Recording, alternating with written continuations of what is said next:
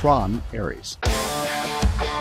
I grew up in the time when the first Tron arcade game came out, and it was this amazing moment of life imitating art, art imitating life. The Tron movie came out as well, and it was so exciting back then. The graphics were amazing and cutting edge. It was pretty special. This is pre-Matrix. It created a whole world on the other side of the computer, the artificial intelligence, the virtual construct of the grid.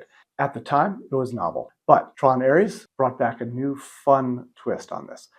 It's particularly important these days because AI is part of everything that we do here in the architect's office too. We're creating things three-dimensionally, we're using virtual reality goggles, and we're getting closer and closer to really being able to inhabit the buildings we design and the spaces before we go and build them in the real world. It's been an amazing advantage for our clients and really exciting for us as architects. It's a tool that we use just like AutoCAD or Revit in the latest incarnation of our drafting software. The concept of TRON is that one-way direction of us moving into the artificial world to see what that might look like has now been reversed, and the artificial world is now coming into our world and becoming real. So we've been doing that for years. We're able to construct something in 3 dimensions in the computer and then use a 3D printer to export that into a model form. And now we're able to create whole buildings in multitude of variations very quickly. At this point, AI is still pretty limited and it creates all kinds of hallucinations. We've generated floor plans where, unfortunately, the building has no doors or no windows. So AI still has a little ways to go before it can replace an architect. As far as the architecture of TRON itself, I have to say, that was a little bit on the underwhelming side if you actually pay attention to it. In particular, when Ares went to seek out Flynn, and he found him at what we might think of as potentially a shrine or memorial to Flynn, the inventor of this whole Tron world.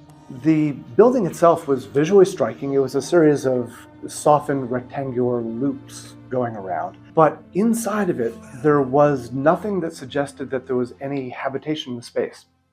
When we draw in 3D, the tools that we have now, Revit in particular, Grasshopper, Rhino, all kinds of really cool computer modeling software, are able to create amazing forms. In TRON, if you look past the flash of the immediate forms, there isn't a whole lot there. And there was a conspicuous absence of any life given to the functionality of the buildings that were ostensibly created as the world inside of the computer.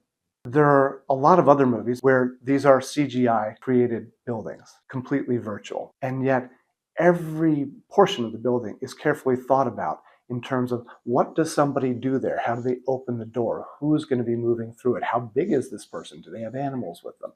So these are all the things that an architect does. We don't just make forms. We have tools that can make amazing forms, but the real test of good architecture and ultimately good construction, once we hand that to Sky Castle, to our building side, is to say, has every detail been thought through so that it is the best possible response to what our clients have asked for, to what the site has asked for, the budget, the world, the climate.